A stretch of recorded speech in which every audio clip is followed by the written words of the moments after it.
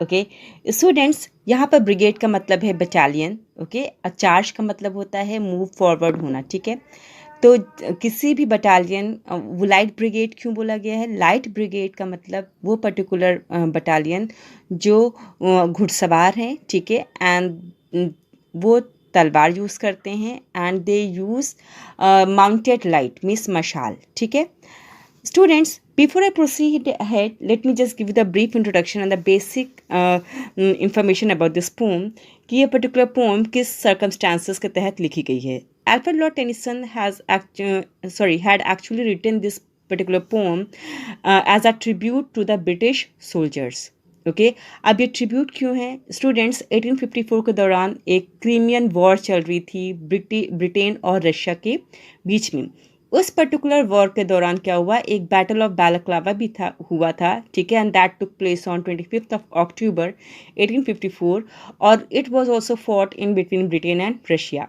उस समय क्या हुआ था कि ब्रिटेन जो एक ब्रिटिश कमांडर इन चीफ था, ठीक है, जनरल लॉर्ड रैगलन, उसने एक बहुत ही बेतुका सा कमांड दे दिया था अपनी टुकड़ी को कि वो उन रशियन आर्मी के साथ जा कर के लड़े जो कि n नंबर्स में हैं। ठीक है, मतलब बहुत ज़्यादा संख्या में हैं, और उसकी बटालियन में, उसकी टुकड़ी में सिर्फ 600 लोग थे, 600 सोल्जर्स थे, और जनरल रैगलन ने कमांड दे दिया अपने उन 600 सोल्जर्स को कि जाओ और जा कर के उनसे लड़ो।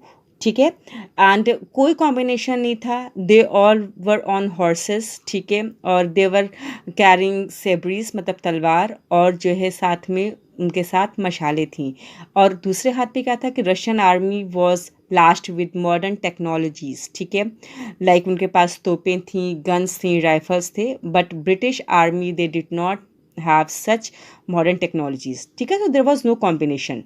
ऑलराइट, सो ये हालांकि ये पर्टिकुलर जो बैटल थी, ये पर्टिकुलर जो बैटल ऑफ बैलक्लावा था, it was not one by the Britain. ठीक है, वो सारे सोल्जर्स में से जो है उन 600 सोल्जर्स में से लगभग 195 सोल्जर्स जो है वापस आए थे और जिंदा बचे थे, और it was not a victory for them. Even then Lord Tennyson ने उन सारे सोल्जर्स को की एक्ट ऑफ ब्रेवरी और सेक्रीफाइस को सेलिब्रेट किया है, ट्रिब्यूट दिया है। ओके, एंड कैसे उन सोल्जर्स ने अपने कमांडर इन चीफ का मान रखते हुए उनके कमांड को फॉलो किया।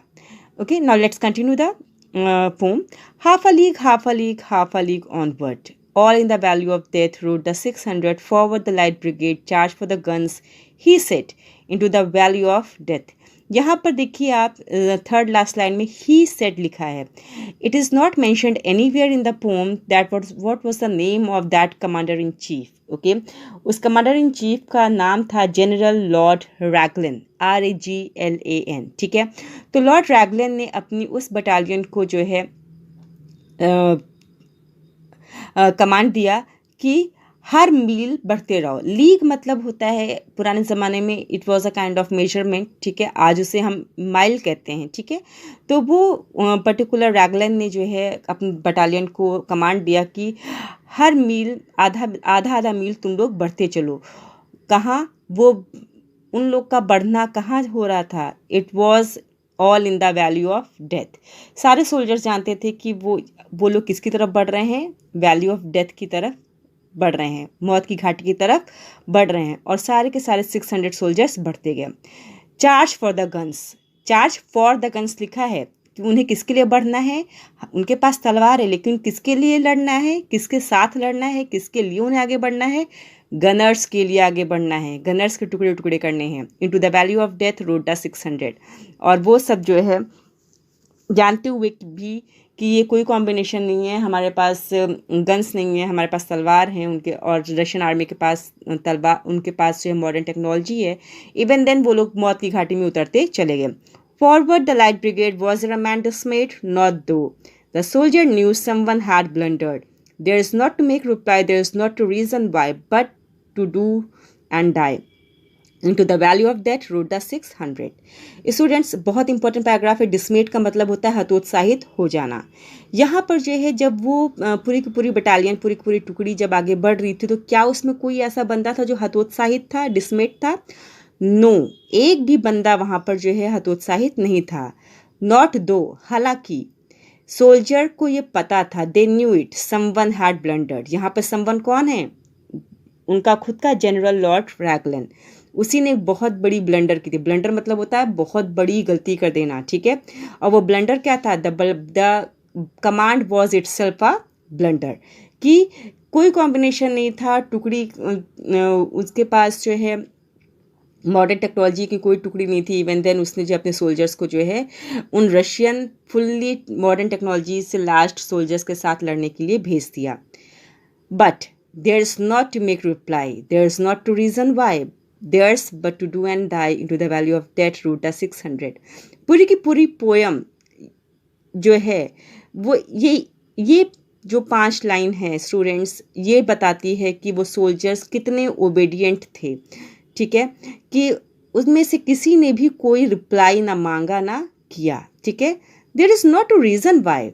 उन्हें पता था कि वो सैनिक हैं और उन्हें युद्ध करना है और युद्ध की भूमि में ही मर जाना है। तो उनके पास ऐसा कोई रीज़न भी नहीं था कि वो किस कारण से कोई भी जो है अपने कमांडर इन चीफ, अपने जनरल लॉर्ड रैगलन से प्रश्न करते कि हम उनके साथ क्यों लड़ने जाएं। तो दे did not have any reason also.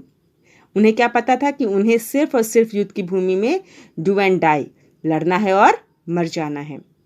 और इसीलिए वो जो है मौत की घाटी में उतरते चले गए। Cannon to right of them, cannon to left of them, cannon in front of them, volleyed and thundered, stormed at the shot and shell, boldly rode and well into the jaws of death, into the mouth of hell, wrote the 600। Students, यहाँ पर ये बता रहा है this particular paragraph actually gives you the picture of the battle scene, ठीक है, कि वहाँ पे एक्चुअली हो क्या रहा था। जब ये पर्टिकुलर बटालियन, ये पर्टिकुलर सेना की टुकड़ी आगे बढ़ रही थी, तब क्या हो रहा था? क्योंकि रशियन आर्मी के पास तोपें थी, बंदूक थी, गन्स थे, राइफल्स थे, तो इन पर्टिकुलर सैनिक के पास जो तलवार से लड़ने जा रहे थे, उनके चारों तरफ, आगे पीछे दाएं बाएं सब तरफ सिर्फ और सिर्फ गोलीबारी ही चल रही थी। और ऐसा लग रहा था कि वॉलीड मतलब होता है हवा में जब आप गेंद उछालते हैं तो इन द सेम वे गोलियां चल रही थी। और ऐसा लग रहा था कि तूफान आ रहा है, स्टॉर्म्ड, ठीक है, थंडर्ड, बिजलियां की कड़कने की जैसी आवाज़ आ रही थी जब तोपों से गोलियां निकल रही थी। लेकिन वो डरे नहीं, वो बहुत ही बोल्डली जो है आगे बढ़ते चले गए into the jaws of death and mouth of hell, ठीक है। जॉज ऑफ डेथ मतलब मौत के जबड़े में, और माउथ ऑफ हेल मतलब मौत के मुंह में। और वो सब 600 सोल्जर्स बढ़ते चले गए। Flashed all their sabres bare, bare मतलब होता है समथिंग दैट इज अनकवर्ड, नंगा। तो वो सारे सोल्जर्स जो ब्रिटिश सोल्जर्स थे, ठीक है, वो अपनी तलवार को चमकाते हुए जो है हवा में लहरा रहे थे। Flashed as they turn in the air, तो जब वो अपनी तलवार जो है हवा में लहरा रहे थे तो उनकी जो नंगी तलवार थी वो चमक रही थी। Sabring the gunners there, sabring मतलब होता है टुकड़े टुकड़े कर देना, तलवार से जो है टुकड़े कर देना। तो उन गनर्स के उन्होंने टुकड़े टुकड़े कर दिए। Charging an army while all the world wondered, और जब ये आर्मी चार्ज कर रही थी, आगे बढ़ रही थी, तभी क्या हुआ? पूरी की पूरी दुनिया चकित थी इस दृश्य को देख करके। Plunged in the battery smoke right through the line they broke. Line यहाँ पर है सीमा, ठीक है, दैट बॉर्डर। तो ये पर्टिकुलर जो ब्रिटिश आर्मी थी, जो लाइट ब्रिगेड था, बटालियन थी, इसने जो है वो सीमा पार कर गई और उनके एरिया में जा कर के उनके बैटरी स्मोक मतलब उनकी तोपों पर हमला किया। प्लंज मतलब होता है झपट्टा मार के एकदम उनको टुकड़े टुकड़े कर देना, और सारी की सारी सीमाएं तोड़ दी उन्होंने। और वहाँ के कोज़ैक मतलब होता है सिपाही, ठीक है, जितनी भी रशियन, रील्ड मतलब होता है जैसे आपने देखा होगा किसी मिलिट्री सीन में कि गन्स चलती हैं तो पूरी की पूरी गोली की रील होती है, तो उसको भी उन्होंने जो है अपनी सेबरी, अपनी तलवार के स्ट्रोक से टुकड़े टुकड़े कर दिए। शैटर्ड एंड संडर्ड, और सारे के सारे कोज़ैक जितने भी सिपाही थे, रशियन आर्मी थी, सबको उन्होंने अपने लेवल पर जो है टुकड़े टुकड़े शैटर्ड कर दिया। Then they rode back but not a 600, और फिर वो वापस आए, लेकिन वो पूरे के पूरे 600 नहीं थे, उनमें से सिर्फ और सिर्फ 195 बंदे ही बचे थे। जब वो लौट रहे थे, cannon to right of them, cannon to left of them, cannon behind them, volleyed and thundered, stormed at with shot and shell, while horse and hero fell। यहाँ पर क्या है कि जब वो लौट रहे थे तब भी उनके चारों तरफ सिर्फ और सिर्फ गोलीबारी ही थी। कैनन मतलब होता है गोलियाँ, ठीक है। तोपों से जब अटैक किया जाता है तो बिल्कुल हवा में गोलियां उछल रही थी, ठीक है। और उस दौरान क्या हो रहा था, जो हॉर्सेस इतने घायल हो गए थे, हीरोज कौन, उनके सोल्जर्स, वो सब गिरते पड़ते चल रहे थे। They that had fought so well, और वो लोग जो लौटे थे वो उन्होंने बहुत ही बहादुरी के साथ सामना किया और लड़ाई की। Came through the jaws of death, वो लोग जो बच कर के आए थे वो एक्चुअली में मौत के मुंह से बच कर के आए थे, वो जो है माउथ ऑफ हेल्थ से बच कर के आए थे। All that was left of them left of 600, और यही वो लोग थे, 195 लोग थे जो लोग बच करके आए थे। When can their glory be fit, क्या कभी ऐसा हो सकता है, यहाँ पे टेनिसन पूछ रहे हैं, क्या कभी ऐसा हो सकता है कि जिस बहादुरी के साथ, जिस ओबेडियंस के साथ उन्होंने अपने कमांडर इन चीफ का मान रखा और लड़ाई की, क्या कभी ऐसा हो सकता है कि उन सोल्जर्स की महिमा, उनकी ग्लोरी क्या कभी कम हो सकती है, क्या कभी फेड अवे हो सकती है? तो नहीं। O the wild charge they made, wild charge मतलब कितनी बहादुरी की। यहाँ पर वाइल्ड चार्ज दो चीज़ को डिनोट कर सकता है, एक ये कि वो खुद कितनी वाइल्डली जा कर के वहाँ पर लड़े हैं बिना किसी डर और बिना किसी डिस्मे फीलिंग के, ठीक है। और एक वाइल्ड चार्ज का मतलब वो कमांड जो उनके general commander in chief Lord Raglan ने दिया था। ऑल द वर्ल्ड वंडर्ड, दोनों ही केस में क्या होता है कि दुनिया चकित की चकित रह जाती है। Honour the charge they made, honour the light brigade, ठीक है। लाइट ब्रिगेड मतलब वो पर्टिकुलर बटालियन की का हमें सम्मान करना चाहिए, उसे पूरा का पूरा ऑनर मिलना चाहिए, उनकी उनकी बहादुरी को सम्मानित करना चाहिए, ठीक है।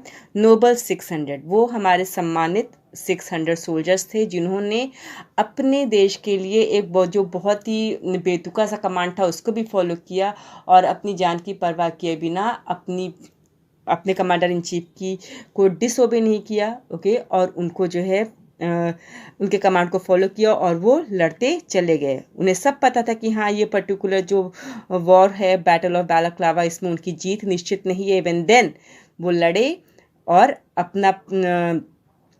अपनी बहादुरी उन्होंने दिखाई। तो this particular poem actually it celebrates the act of bravery and sacrifice, okay. So students, इस पर्टिकुलर पोएम के बाद हमें पता चलता है कि दैट पर्टिकुलर कमांडर, ठीक है, general Lord Raglan was blamed, widely blamed for this particular massacre. Massacre का मतलब होता है नरसंहार, ठीक है। उस समय एक बहुत ही बेवकूफ़ी भरे कमांड की वजह से क्या होता है, इतना बड़ा नरसंहार हो जाता है ना। Many of you will be wondering कि उस क्रीमियन वॉर में हुआ क्या था।